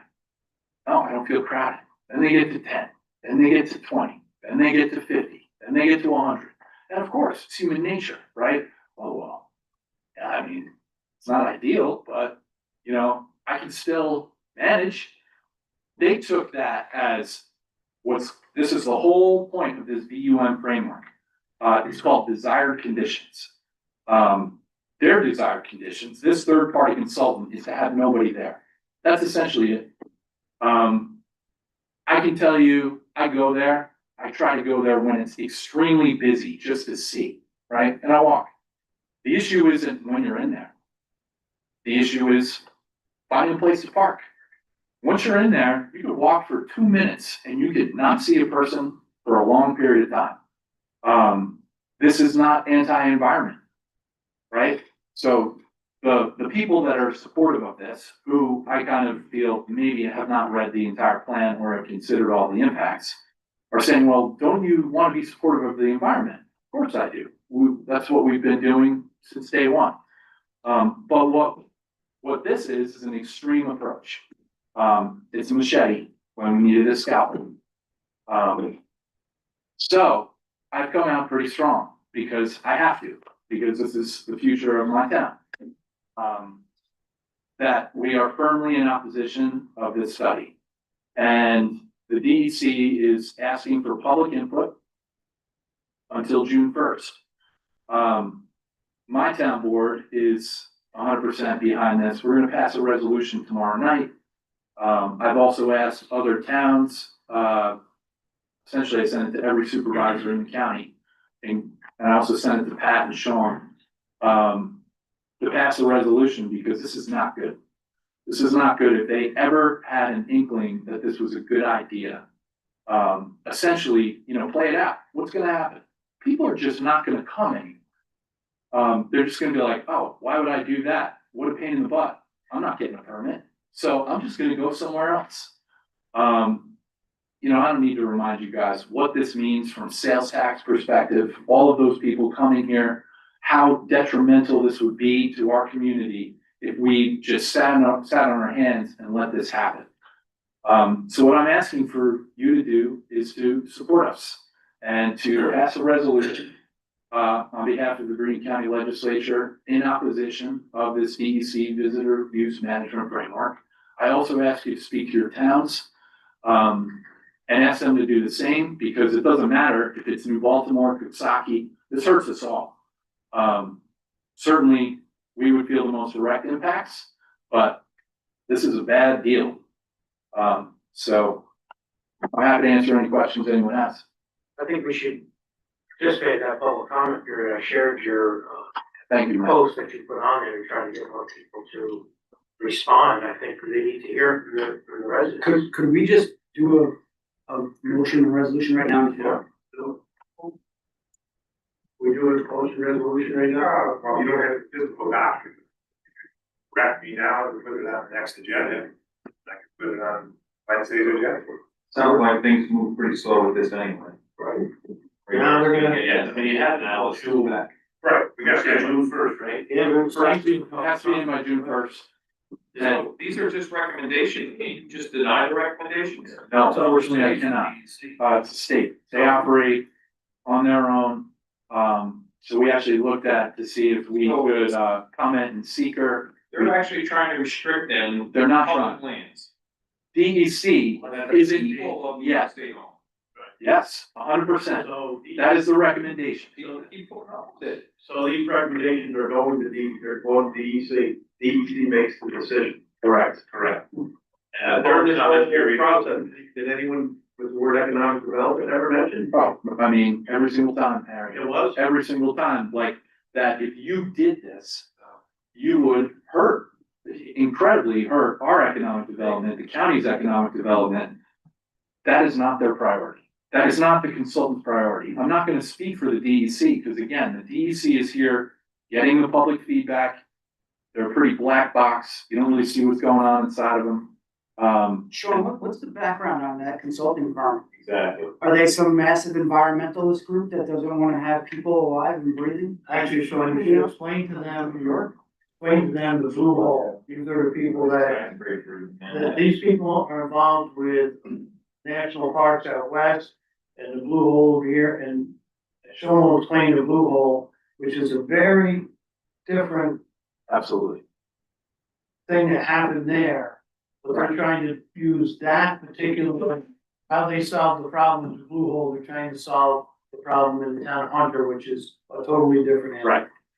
So, you know, they worked at Acadia National Park. They did, you know, they recommended some restrictions, not a gated access. But at the Pekin's Blue Hole, you may have heard about it. It's out in sort of western Ulster County. It was a swimming hole that was just getting inundated by people. And so they put this pass, a restricted access pass on it. Now, the difference is, blue hole's probably the size of this room, okay? And there's one way in and one way out. So you sit there and, oh, do you have a pass? No, I'm sorry, you can't come, you know, like really, really straightforward. People were upset about it. This is a way different beast. This is at least minimum of 7 ways to get in or get out. Multiple roads, all access this area. And just, you know, logistically, to manage, you know, a permit system, you know, where you put up gates at the Mountaintop Historical Society, or at Laurel House Road, Scout Road, Bastion Falls, North South Lake Campground. You know, and then what, you sit somebody there, hey, do you have a permit? Hey, you know, it's just ridiculous, to be perfectly honest. Yeah, so I mean, we could actually solve all of the problems with less investment that it would take to do that, right? So what we've asked for is, let's manage the parking. Let's get a few more forest rangers. At North South Lake Campground, where there's one lane in and one lane out, we've asked for them to double so you can get more people in. And Yeah, you know, and they do. DEC does have an operations staff that goes out, cleans up trash. They've been great. And honestly, they've been great to work with. I think, you know, we've had some great meetings with DEC. They are obligated to do this. But what we have to do right now is just smack them down and just say, there is no way that you're gonna do this without a fight. So So you think letters from us to the. Well, I think a resolution is good, but I think we've done a call to action campaign where we put something out on our social sites and email blast, or we send this email that you had put, forest, I can't see it, forestpreserve@dec.ny.gov. yes, To send that out to all of our channels and ask people, hey, we need your help to, you know, we feel strongly about this, the legislature feels strongly about this, it's a call to action of our community. I would appreciate I think all of that's, I that. think that's even stronger than a resolution. Well, we need to put a resolution. Yeah, I think we What do. about letters of support, send a letter to the senator, send a letter to the governor in opposition Yeah, of these recommendations. but there's a public comment period until June June. first. Yeah. I have spoken to Senator Hinchey, you know, I've spoken to, I don't think your legislators are gonna have much to do with this. They just done at the regulatory stage in DEC. it is, But we can, 100%. we can go to our senator, we can voice our different, here is gonna do anything. Public, we can voice our different. Well, we really need the public, and you know, on the flip side of it, for the people that are sort of the uneducated environmentalists, right? Who are thinking, oh, we need to save the environment, we need this, we need them to do this, right? Without thinking about all the other ancillary effects, they're possibly gonna be motivated to send letters for it, right? So that's why we're trying to get people out to say, guys, we're not asking for, you know, anything that's not good for the environment. What we're asking for is you to work with us, manage this appropriately, common sense solutions, and we're gonna get through this. There's two things that have to be said. One is that when we originally went there, there was one forest ranger that does 2.5 counties. And, when we went there, we said, can we get, you know, at least two forest rangers, at least for maybe Greene County? And they said, no, it costs too much. So if you look at this plan, the cost to manage all these gates and everything else is far more excessive than it is to have a well-educated forest ranger going around and managing the area rather than shutting it down to everybody that deserves to be out there as a public space. Yeah, we need more rangers, we need more operations staff, we need more people out there talking to people. And the other thing you have to remember is, go back 200 years ago. You're going back 250 this July, I know, but go back a couple hundred years. There was the Catterskill Mountain House, the biggest wooden structure ever built in the world. It never even got to full capacity. Let's nail that, sure. As long as you didn't drop the match, it'll be all right. I mean, that had so many rooms and it was unbelievable. The Catskill Mountain House, another huge hotel. The Laurel House Falls at the top of the falls, just those 3 buildings alone put over 1,000 people a day in that area. Never mind 150 boarding houses that were in Haynes Falls alone. So back going back all those years, we were putting 3,000 or 4,000 people a summer every day in that area. Because they all left New York City, came up here to escape the heat. And it didn't do a darn thing bad to the environment. The environment's still there, it was well kept, it was still maintained. So you're not, I do not believe we're trying to limit the amount of people that are coming there. What you're trying to do is throttle the industry that Greene County has cultivated over the last 200 years, which is tourism. Well said, Carl. Yes, really good point. Yeah, I think you've done an excellent job, with what you had to work with by limiting the parking, like you said, you stop all the parking on the street. Other than a few incidents here and there, or that really took a lot of it on hours and hours. We've helped with parking up at the mountain house. Those were, and the shuttle, was the other thing that I think took, or the trolley that took some of that. Yeah, Sean, I heard the trolley's not running. that's correct. So the Yeah. trolley's no longer, it's gonna be the first year without it.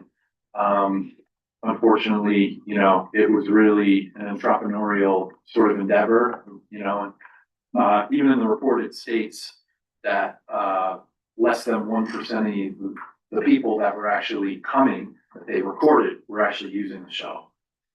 And personally, I think shuttle still conceptually works. It just needs to be something that the DEC actually would supply.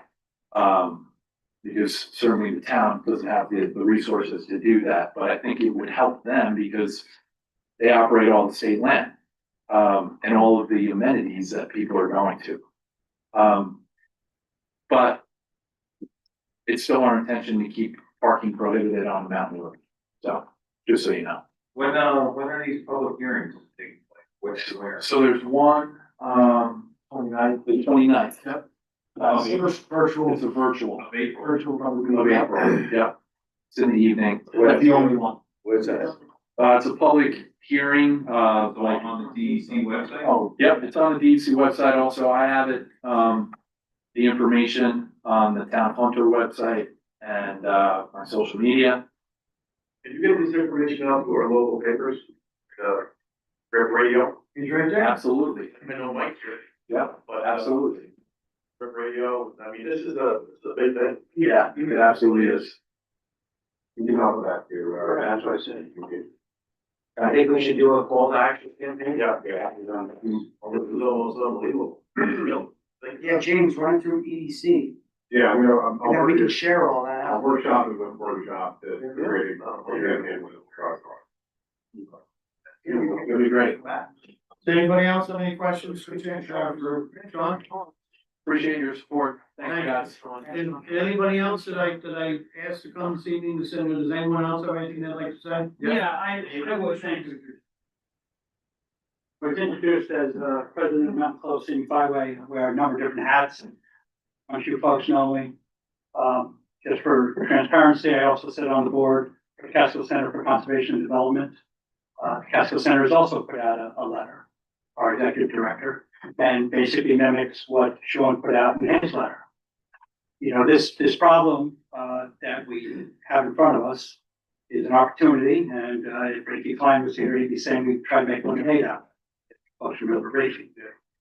So this problem or opportunity has been worked on for many, many years before the group was hired by DEC. There were working groups for the Catskill Clove working group. There was the Catskill Advisory Group, folks from the county, from the state, from different stakeholders, folks that run Interstate Park Commission down in the Rockland County area, and folks were all on this, folks in the Mountain Top Historical Society, all the stakeholders were on this. The possibilities that came out of that all talked about management, all talked about how do we interact with our guests that are coming to our county and leaving their tax dollars. Darryl spoke in terms of what were we before in that area, and it was an intensive use area, very intensive. They used to lower baskets down with champagne and stuff for the picnickers down at the bottom of the plunge pool. They used to turn on the water. They had a dam there, and the proprietor of the Laurel House made money by turning on the water for you so you have the water coming over. The land that is there currently is under the state statute as the wild forest, which stops the ability for certain things to occur within that property by state statute. Those stairs, that overlook, all was part of a master plan, goes back to the 1980s. That finally came to fruition when Commissioner Martins, before he left the DEC, did an emergency action. The action he did, technically, might have been illegal, but he saw the need and he did it. And he did that action before he left. When he left the DEC, he then went to Open Space Institute. At Open Space Institute, he found the money to help purchase the lands to connect the Mountain Top Historical Society to the falls. That's why I'm wearing the Catskill Rail Trails. That's a little thing. The investments that have gone in by the county and by non-for-profits and by individual property owners and stuff is incredible. It's in the millions of dollars. If you think about discovered the promotion that was done by the county itself when Warren was running the promotion part. Very successful. Kudos to everybody. They only got to spend $225,000 on that promotion, but it took off. We need to realize that that land needs to have a change in the UMP in terms of unit management plan. And it needs to become recognized as an intensive use, like a park. If we were in any other state, this would be a national park. That's what it would be. There would be a line item, there would be the folks there to run this, to welcome our guests. That's what it would be. That's what we have to, in the long term, look to. And the only way we're going to get there, and it was mentioned before in terms of the different agencies, we need the ability to have everyone come together and have our policing agencies that do run the roads. If you were going into a national park, you have police agencies. The folks that work within our county, live within our county, they almost need to become, in a way, police greeters in terms of it. When you go to Blue Hole, that was mentioned before, it was one way in, one way out. It's kind of like the Maccabees, stopping, you all know the story. You can't get through that way to get in. They were able to shut it down. And they did it with a large enforcement. But one of the things they had, all of the enforcement folks, is they had a little piece of paper. And you didn't have a reservation and were moving you on. They gave you opportunities of where to go in the area and sent you to hardened beaches and things like that, because a lot of this came through from the New York Times in search of free water. We'll remember that article that came out back just before COVID. And these are the things that we need to do. There's no reason. In terms of the public outreach, as many names as possible as individuals in their inbox. Yes, thank you all for wanting to do things as groups, but your brother, your sister, your aunt, everybody, it's how many times do we get into them and make it clear to them that the economics of our county and of our small communities is important. So, thank you, thanks. Thank you, David. Thank you, Dave. Ryan? Just very quickly, because I don't want to echo too much of what Sean and David said, but I'm Ryan Penny. I'm the owner of Camp Catskill in Tannersville. So I just wanted to offer a little bit of a local business perspective to this whole thing. And as David said, I think management is probably where we want to focus our response to this as a business community. I see people that come into my shop, very often they're just confused as to where the falls are. They've passed the Bastion Falls on their way up. Many of them think that that's Catskill. But we're talking to them and we're trying to work with them to figure out where they want to go, how to get there, how to do that responsibly, how to be prepared, right? So we're kind of the tip of the spear for having those conversations with people. And I'm going to be focusing my public comments to the DEC on their management of funneling people into the corridor, into Tannersville, into the rest of the town of Hunter, rather than the way that it phrases it in the report is the rest of the Catskill Park. That's where they're trying to send everybody else. So I just wanted to point that out, that those touch points, like local businesses like mine, that we're having with customers already exist. And I think there's real potential to incorporate them more intentionally into a UMP or a plan to manage the traffic. And I'm hoping to be part of that effort as a small local business. And we're hoping that they don't limit the amount of people that can come through our town. So thank you. Thank you, Ryan. If there's nothing else to be said, I will go right into proposed action items. Number one, authorizing amendment to resolution number 147-25. True. True, Handle. All in favor? Opposed? Either none, so carried. Authorizing the submission of a community development block grant amendment. Approved. True, Handle. All in favor? Opposed?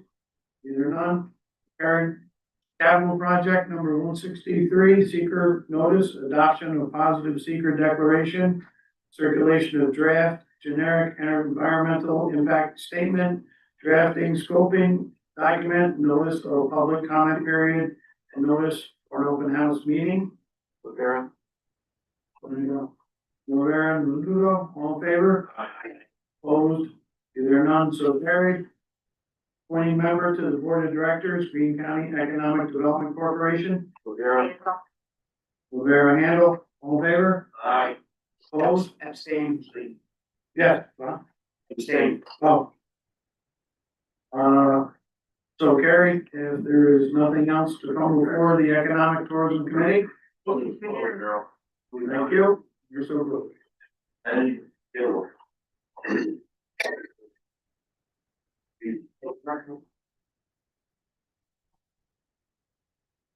Sit.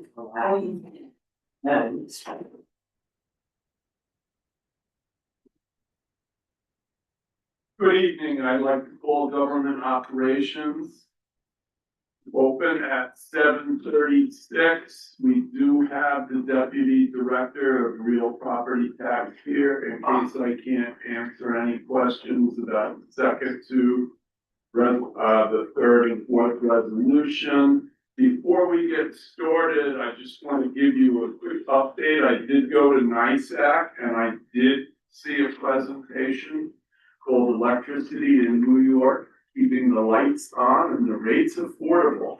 The first half of it was given by NYSERDA and it was filled with rainbows and unicorns. The second half was a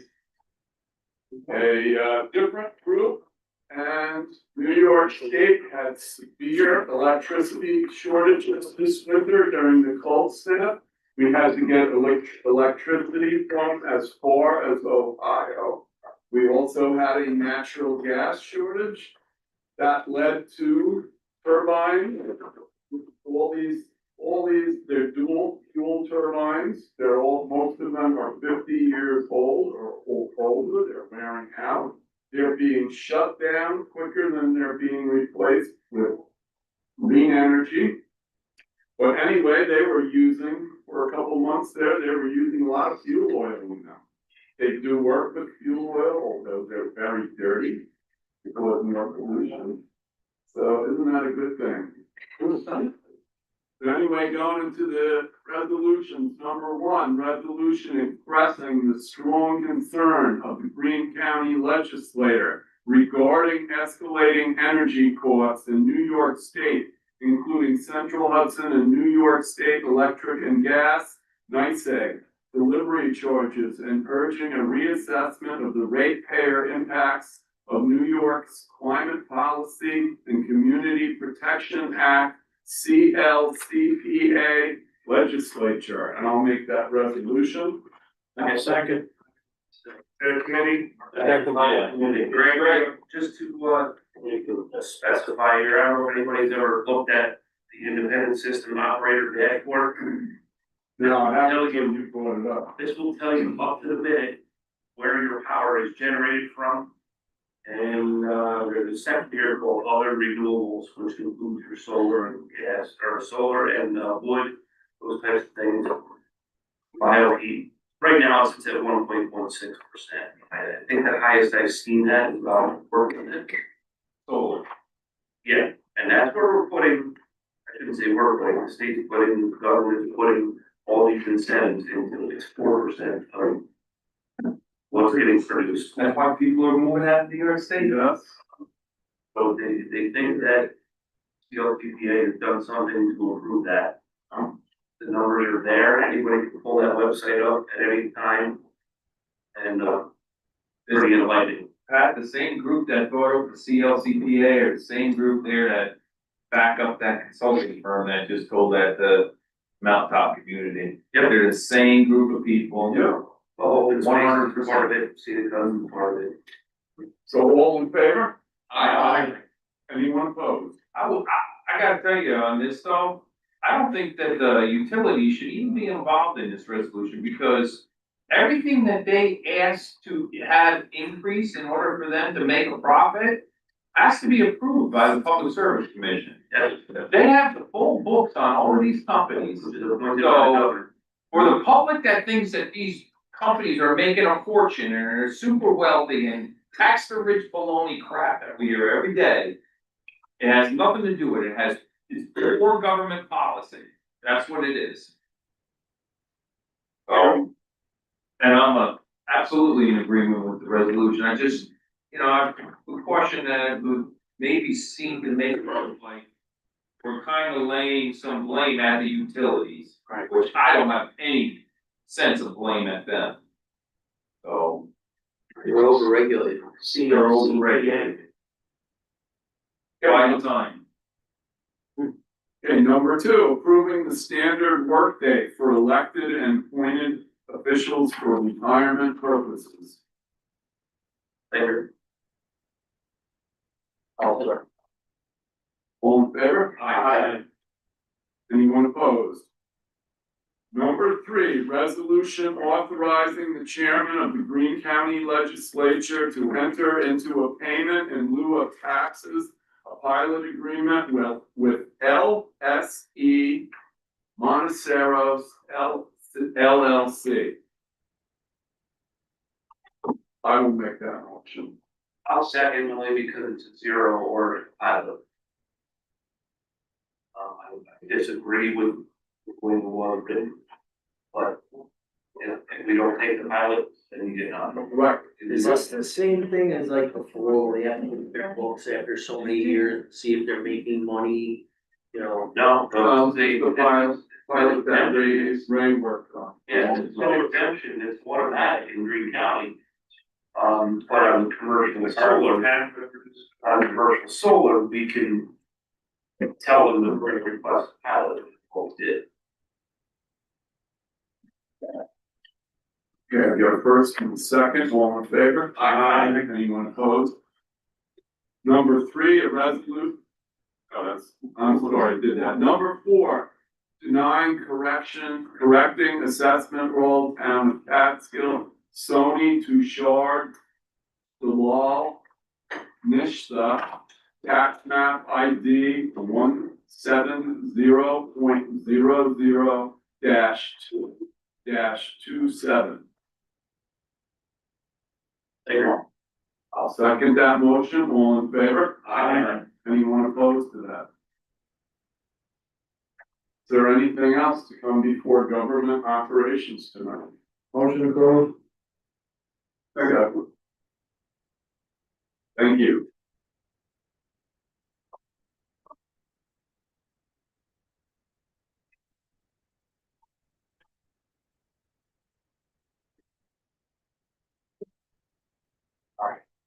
Well, it's not, please, I always have. That kid does have a CDL. There you go.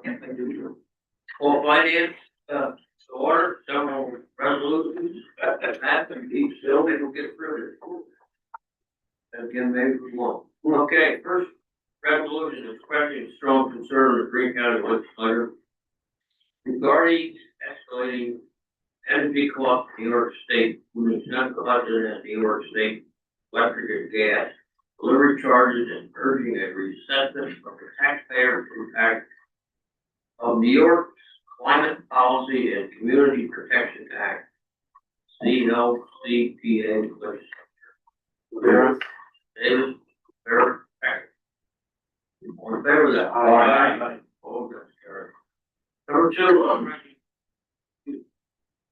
authorizing contract with local 968 ASB AFL CIO Council 66 Greene County Highway Department.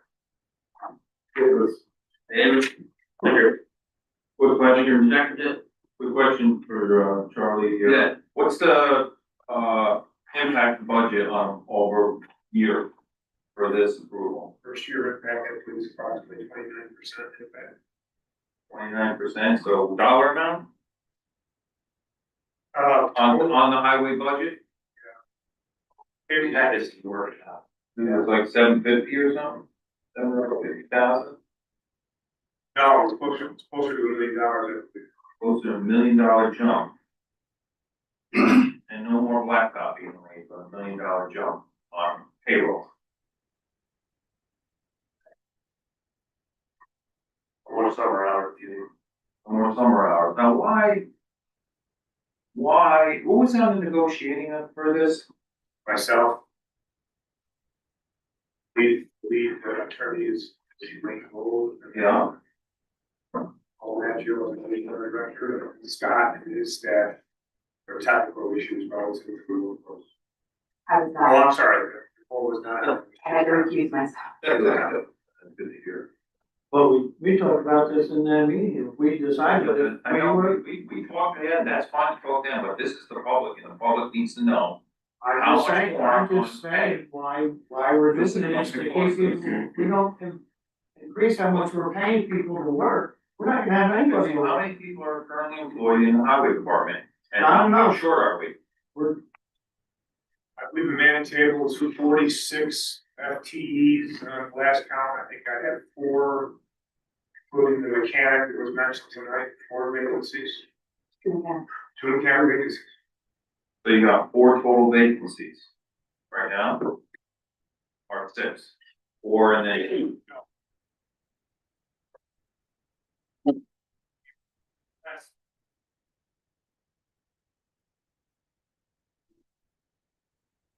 One of the things is that, the people that we're getting for entry level are not coming into the CDL.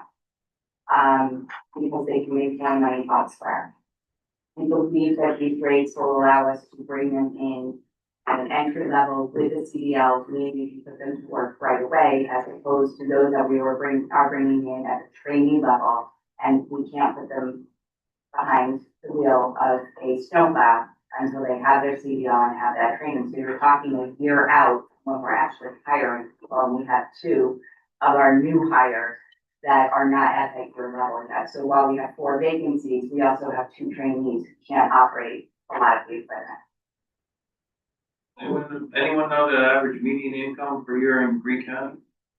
I can tell you one thing, Mike. What is it? You pay peanuts, What you is pay it? monkeys. What's the average median income here in Greene County, Carol?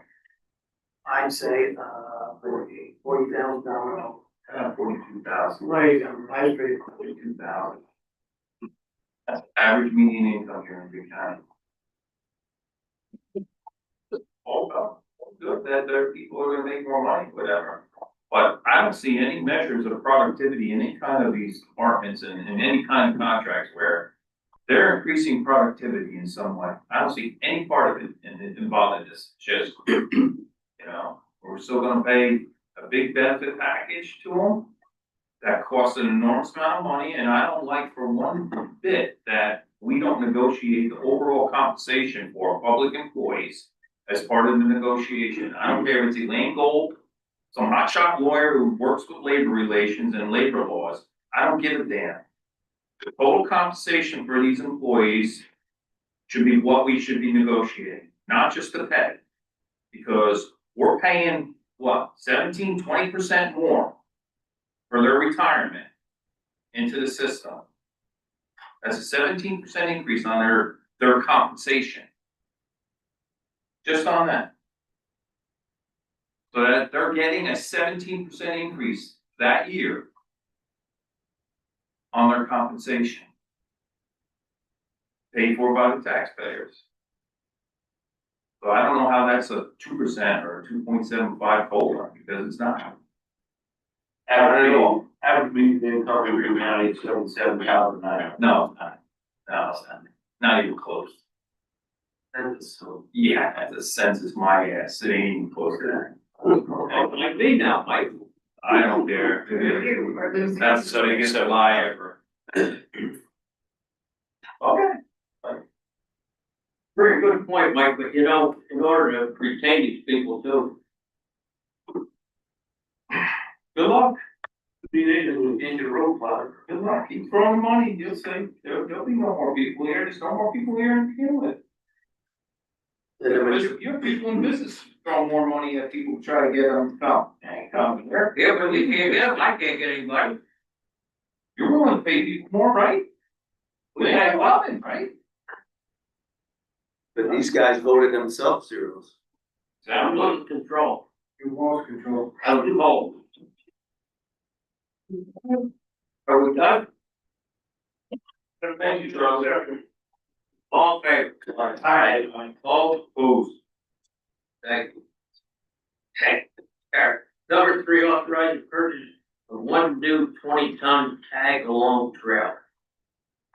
True. Like, True. Blake seconded, all in favor of that? aye. All opposed? Opposition, speaking up. That's passed. Number 4, authorize purchase of 1 new half-ton four-wheel drive pickup to New York State Office of General Service. I'll make that. David. David seconds it, all in favor? Aye. Opposed? We're not. That's carried. Thank you. 5 warning fuel oil bids, they look pretty high, but what are we gonna do? Wait. Gee, wait. You know, so I think probably is right. I wonder if we can put a clause in that in case it goes down. Well, it's gonna depend, the only thing you're really approving is the delivery price, right? The tank car price is the commodity. That's gonna fluctuate. It's the delivery cost that you're really awarding. Or always, that's the daily rate. Yeah, but on those bids, we had, the tank car price was different for all of them. Yeah, I don't know why, that, it could have been the same, but it wasn't. But if you look at the delivery price, Why did we go with Bottini if they were overall weren't the lowest on that? Yeah. Valley Energy was lower by a penny or 2 or something, but why would we gone with Bottini? they were lowest on delivery, they were lowest overall. No, No, they weren't. Well, you gotta use the tank car no, price. it's just overall, lowest overall. Well, but the commodity price changes by the day. I'm just telling you, one company gave us a commodity price that was lower than the other one. I think their commodity price was not the same date frame as the bid. I understand it, but that's not our problem. Our problem is, it's fuel oil. We should be proving the lowest responsible bidder on something like that. It's not possible to do.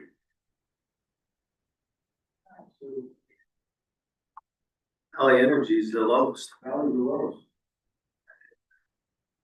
Page 12, Valley's 445.30 per gallon on the total. Rotini fuel was 445.31 per gallon. They're all using a different tank car price, and that depends on what rate you're holding it. Less on protein. The delivery price is what we're. Right, the delivery If Bottini. charge is less with protein than the other. And then tanks, That is accurate. Protein was right, that's what I'm saying. change every hour. Yes. Yeah. So even if they did it on the same day, the cost of that is gonna be all over. And so the penny per gallon, that's lower on Valley Energy, but Valley Energy is like 20 cents higher the delivery charge than Bottini. Correct. And that's the fixed rate, that won't be changing, so that's why we went with Bottini. That tank car price will fluctuate depending on when you pick it up. Well, it should be. For God's sake. We're doing that, we do this every year. Wait, so that will vary. So we're not locked into the 445. We're locked in. We're not delivering. Locked in. Delivery price is locked in. That was stays. So we magnify the tank car price. Charlie, get control, will you? Thank you. All in favor? Alright, we'll introduce it. Nobody, you didn't get I have that. no motion or no second. I'll move that, Joe. Make the motion. Second, I'll fucking. all in favor? Aye. Opposed? That's carried. Thanks for disrupting everything. I love it. That's all right. Pay attention. I'm losing control. Well, correct. Matt, you weren't. I've been very quiet. Article 6, authorize out-of-state travel, Greene County Sheriff's Office. I'll second that. Mark Benz, I'll second. the second, Mike, Yeah. all in favor? Aye. Oh, that's carried. 7, rescinding resolution 272-25, establishing cash account, Greene County Sheriff's investigative account. Menudo, True. me, Mike, and True. second, True. Second, all in favor? Aye. Oh, that's carried. Checking account, Greene County Sheriff investigation, Menudo, Lennon. and I second. all in favor? Aye. Oh, that's carried. 9, authorize a contract with Scott Corporation, DB YMCA hyper reach technology, energy man notification service. Rivera. Mr. Rivera. Davis. David, second, all in favor. Aye. Oh, that's carried. 10, to authorize installation of microwave communication equipment by New York Communication Company. True. True. Language. David, second, all in favor. Aye. Oh, that's awful. Number 11, authorize the purchase, installation of a AVIT microwave system for county communication tower. Leonard. Language. Davis, second, all in favor. Aye. Oh, that's carried. 12, authorizing the county of Greene enter into a tower ground space lease agreement with Mid-Hudson Fiber Radio Communications. True. True. Davis. Davis, second, all in favor. Aye. Oh, that's carried. 13, authorizing submission of a community development block grant amendment. Leonard. True. Second, all in favor. Aye. Oh, that's carried. 14, authorized amendment to resolution number 147-25. Sure. Davis, Ms. Brusack, all in favor. Aye. Oh, that's carried. 15, authorized agreement, Greene County Department of Human Service, Aging and Capital District, YMCA. Leg. Leg, Zero. we're second. All in favor. Aye. Oh, carried. 16, authorized lease agreement, Greene County Aging and Town Carroll. True. Leg. Quickly on this, why is why are we paying for cameras for this facility that's owned by a town? Are the overall construction and crew. Why are we paying for the security system?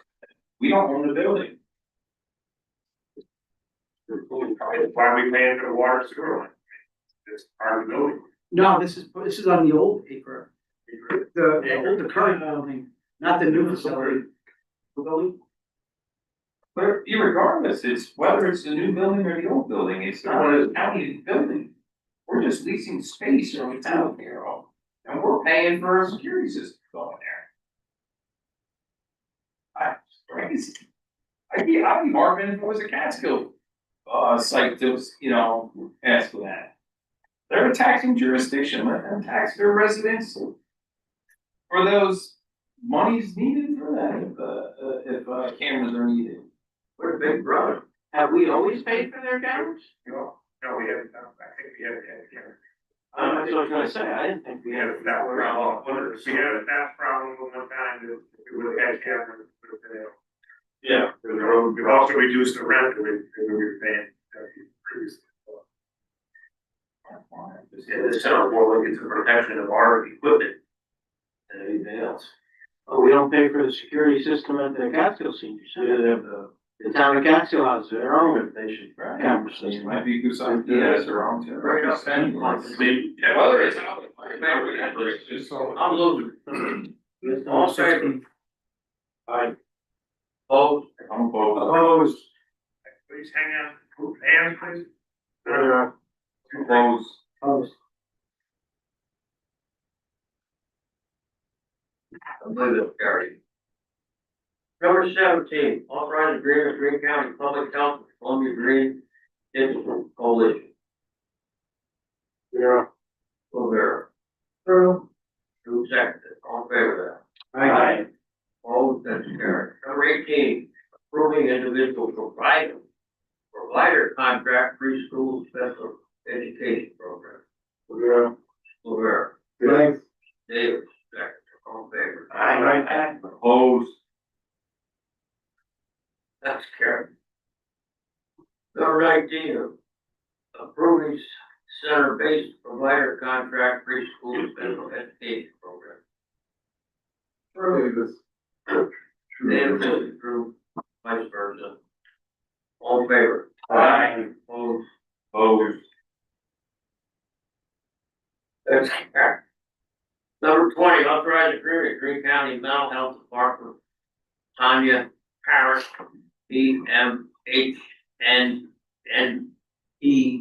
BMHNNE-PC, Linger. Davis. Linger.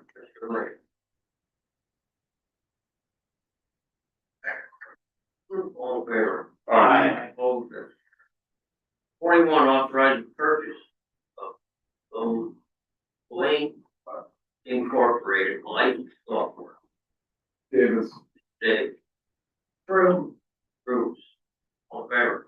Aye. Opposed?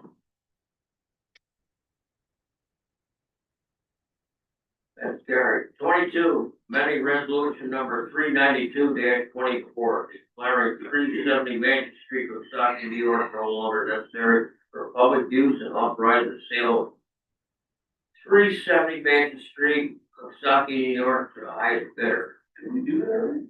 What happened there? That whole group? Amending. We originally put it up for, auction. Yeah. Then we advertised. The bid came in, okay, and this clarifies that or whatever. Does the druggist still want Yes, it's all accounts. But I thought you were right, I thought we. We declared it? Maybe not. We did declare it surplus. Yeah. All right, make that resolution minimum. And this right along, or second. I'll second that. Thank you. All in favor? Aye. Opposed? Carried. 43 County Corner, John R. Dalbeck. I'll second that. Thank you. All in favor? Aye. All that's all. Resolution authorizing the chairman of the Greene County Legislature to enter into a payment in lieu of tax pilot agreement with LSE Monocost LLC. Davis. Davis. Linger. Davis. Mayor Davis. All in favor? Aye. Opposed? 3 or 2. Yeah. Opposed. Now, there's nothing we can do about it. Eric? Otherwise, we don't get anything. Yeah. They don't build that. No solar. Farmland. Tonight, we're gonna build correcting and accept the road town of Casio, Sony, Cruiser, whatever. I was waiting for this. I thought you were. Anyway. Tax map, ID 170 dash 0 dash 2 dash 27. Later, Mr. Later. Davis. Davis, all in favor? Aye. Opposed, that's carried. Mr. Martin. Up with you there. Number 26, establish capital project 180 Highway Department vehicle replacement program. Like, Mr. Lake. Charlie, I'm sorry I wasn't here for the public works at the 2020, so this is gonna be 3 single axle trucks. And over $1 million. It's out loud, but. Well, that's when you quit, they also drop it. Okay. And we're talking 2 years. I figured by the fall, by maybe fall winter. Go over, how many he said? You like that? That's what he said. Did you like Chassis by fall? Absolutely not. Oh, okay. I'll say, I'm just checking. Way too much money for a single axle. All day long. What we got? I'll say, Joe, my manager, second, okay. Opposed? Your fault. Or opposition, right? Or did you go yes? I voted no. Okay, thanks. Let's go roll call. Everyone do. Number 27, what's the member, Greene County Public Health Department Performance Incentive Initiative Award Year 13. Davis. Mr. Dave. True. True, second, all in favor? Aye. Opposed, that's 28, budget amendment, supplemental, insurance recovery, new service. Davis. Dave, no second. Wait, you got any opposition on this one? All in favor? Aye. Opposed, that's carried. 29, budget amendment resolution authorizing funding Rev 250 event, Greene County. Glenn. True. Leonard is true. Second. All in favor? Aye. Opposed, that's carried. Number 30, budget amendment 2026, budget maintenance. True. David. David, second. All in favor? Aye. Opposed, that's carried. 31, authorization to pay claims highway. True. True. David. David, second. All in favor? Aye. Opposed, that's carried. 32, authorization to pay claims. I'll make that look second. Why don't you like to second it? Nope. True. True. All in favor? Aye. Opposed? Carried. Treasurer's was like, what the hell's going on? Mr. Chairman, if I could go backward, just for application number 29. So, at the previous discussion was we were gonna give each of these responding town village a $2,500 stipend, whatever their respective 250 celebrations. As of now, I believe we'll meet applications. Further, will be my second. Said, this was not meant to reduce the town or village budget, this was to expand whatever they typically require, well, people are gonna require. So, we wanted to get this up on the table so that they had, the town and village had their own planning to do before they enter into their own contract. But I just wanted to make sure you understood that now, as of today, the dollar amount here presumed that all 19 communities saw the $2,500. If it comes down to 14, then we're gonna spend less money. Charlie, can I say something? Remember we had discussions about the Rev 250, and we talked about some education and different things that it was done for with youth fair. Well, they are going to have the theme this year stars, stripes on the, Rev 250 for the youth fair, which I think is great. I know last month's meeting, Patty brought up a great point. I mean, I originally was thinking of fireworks, but you know, you just blow it on fireworks. Is there something educational? Yeah, There's something else you're doing, can be doing. I don't know if towns are going into that or going into that, and I don't know how much control we would even have over something like that. I mean, yeah, a youth fair, but I don't know if the towns are presenting anything. Well, if we have a, Just a if suggestion. we have a surplus left from the budget, that 2,500 or so, will we allocate that as a county towards some sort of education? Maybe, I mean, mark that, that's. Or even just a marker commemorating the event. I believe there are marked, not 1, 2 markers on there. That's something that Jonathan is. The problem everybody's forgetting is you got a month and a half. Right. So you're out of time. So if you wanna do something with the money, save it towards. General fund. But a lot of, 2.5. a lot of things happened after 1776. Right. Yes, it's 250 years, but this is a few years beyond that. There's talk about a possible event in October. Yeah, but I mean, a few years from now, we should still be talking. Right. You declared, you didn't win. That's right. Yeah, you're right. Right, so that's what I'm saying, we have to continue the conversation. Oh, great.